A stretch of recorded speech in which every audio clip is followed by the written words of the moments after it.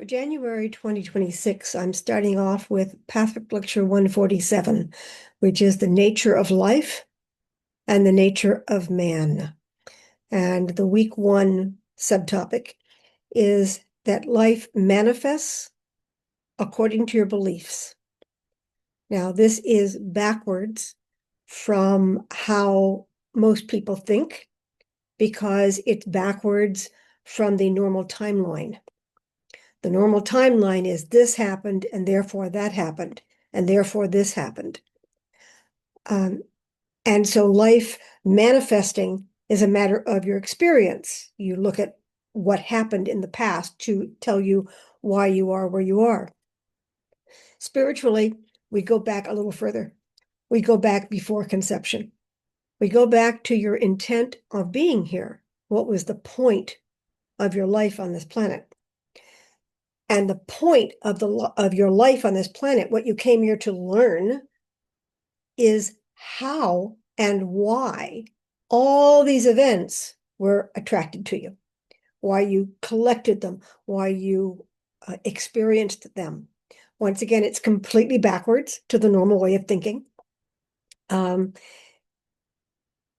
version of this theory is in Patrick Lecture 193, which is a resume of Patrick principles, and that is that your life doesn't lie. And the invitation is to look at what is and to see beyond it, to see underneath it, to see the cause for which your life events are the effects. That takes a little faith, and of course you can't know, but it's a different perspective. If nothing else, practice and see whether you get any insights from it. So part of the way I teach this work is to say, you need to try this stuff on. You can't just look at it and evaluate how would that feel, how would that look. You need to walk in the shoes, you need to try it on, you need to go through the actions, you need to think through the process and feel into the process, as well as realize that you may have had other experiences where these concepts played out, but you never saw them that way. So this isn't a matter of, here's the bullet point to do this, this, and this. It's a matter of, does this work for you? Can you see it this way? If you see it this way, is it useful? So that's my test on all spiritual concepts, was does it help me lead a better life? Does it help me live a more fulfilling life? The trick is fulfilling may not mean happier in the moment. It may mean taking a step back. It may mean letting go of things that I want. And this is where that little distinction between ego versus my purpose in being here, my larger being, there's a conflict here. Not going to get into that right now. It comes later in the study guide, so I'll get there in the next couple of weeks. This section, I brought up the yes current versus the no current, which is, again, another lecture. The invitation is to begin to sense the no current, where you are actively attempting to stop movement, to stop energy, versus areas where you are perfectly willing to flow with. You are encouraging, you're looking for support and help to continue to flow in a certain direction. Now, a no current will have direction, but it's against something. There's always an against involved with it. To go with the yes current is to head towards unity. Now, unity for the human mind requires some visualization because we're not there.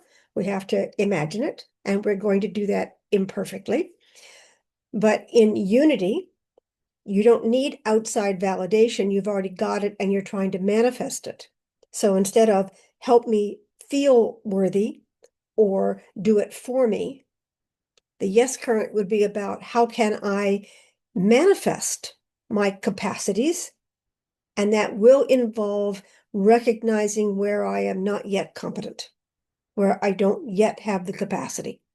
Because if I recognize that, then I will be able to address it. So that's where we look for the negative because that's where the work is. And then we can go to work. The no current is governed by ignorance, blindness, distortion, lack of awareness, and it spreads with or as or by fear. Anytime you feel fear, you are not addressing or accessing your higher self. There is no fear in spirit. It's not feared because there's a purpose. And why would we fear the purpose? The fear comes from a feeling that I'm not doing my purpose, that I'm making the wrong decision, versus I'm making a decision and we'll see how this plays out. At any moment, I may renegotiate this decision if I can. If I can't, I'll accept the consequences. And then I look back at how I got into this mess in the first place. Again, Pathwork Lecture 193 talks about three aspects of the no current. One is that you are very conscious of it. You know you don't want to do something. That you can work with that. It's fine. If it's fully conscious, then it is up to you what you do about it. Then there's the vaguely conscious, and this is a problem because it's easy to portray it differently. It's easy to supply misinformation, misinterpretation, to hijack it, to sweep it under the rug because it's not fully formed. Vaguely conscious is a problem area. It's where we are vulnerable. And then there's an unconscious no current. And people say, well, how can I work with the unconscious? Always leaves a trail of breadcrumbs. So the unconscious will manifest, and you're going to have to look at the evidence and look back towards what that evidence might indicate. So in this lecture, the way they phrase it is that life manifests according to your beliefs.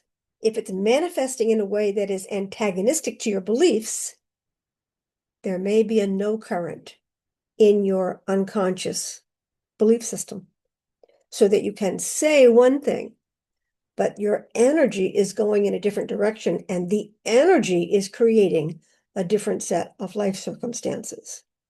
Is this advanced work? Yes, it is. Welcome to advanced work. Reading a Pathwork lecture is advanced work. My hats off to anybody who reads a Pathwork lecture. They're very complex documents. The no current can be quite conscious, vaguely conscious, or completely unconscious, but there are ways to work with it at various stages. And the working with it, that's up to you. One of the things I love about Pathwork is it doesn't say anywhere in the lectures what you have to do, what you should do, unless you want a certain result. Or if you want this result, you might consider doing this. If you want this result, you may have to do this, but whether you do it or not, completely up to you. Doesn't tell me what to do.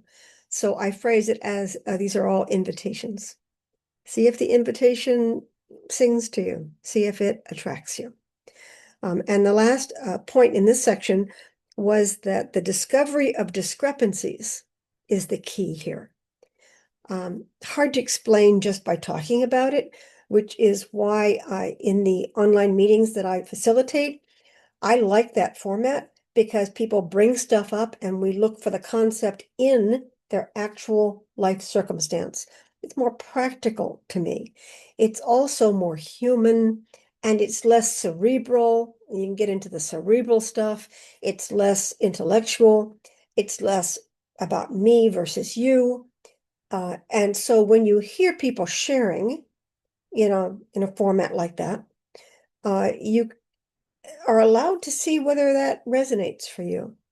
So how one person discovers a discrepancy, or where there's a discrepancy, for instance, and you can feel it, but you can't name it, and we start to name it. Yes, that makes sense to me. It's an example of how to work with yourself. So that's what I attempt to demonstrate. And so the discrepancy you're looking for is what we said we believed, what we thought we believed, versus what we may actually believe. Now, a simple example of that would be, I believe that I am ready and willing to be in a relationship, but I can't seem to manage one. I either can't get in one or they don't last. Well, okay, maybe you're not ready. That's not a life-death reality. That's just a reality. You're not ready and you're trying too hard. You're trying to advance something that you're not ready to inhabit. And so there's an unconscious resistance to being where you're not ready to be. The trick is to take a step back and get ready and then try it again.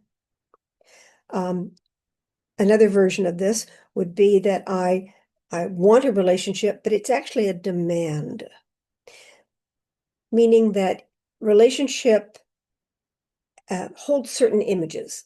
If I'm in a relationship, I will be taken care of. If I'm in relationship, I will feel loved.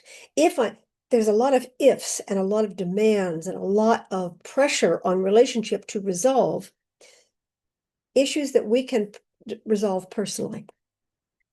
And so when we're using a relationship, that little bit of manipulation, the using of it, is the false note that the other person may feel. Now, whether they feel it consciously, vaguely consciously, or it's unconscious, it's not pleasant to be in a relationship that isn't based on love, real love. It's not pleasant. Now, it may be convenient to continue the relationship, but there will be a sour note in there someplace. So the idea is that if you've got a situation that should make you happy, but it doesn't make you happy, to look for where there might be some unconscious beliefs there that you were not fully aware of, to start the process of becoming more aware. And then once you are aware, to work with them. Pathwork is full of all sorts of techniques on how to work with them. Thank goodness there's thousands of techniques because some work and some don't for various people at various periods in their life. So once again, let something resonate to you and try that and see if it helps. So thanks for listening. Pathwork Lecture 147, The Nature of Life and the Nature of Man. Big title, just to start off the new year of 2026. And thanks for listening, and thanks for reading the lecture or giving it a thought. Take care.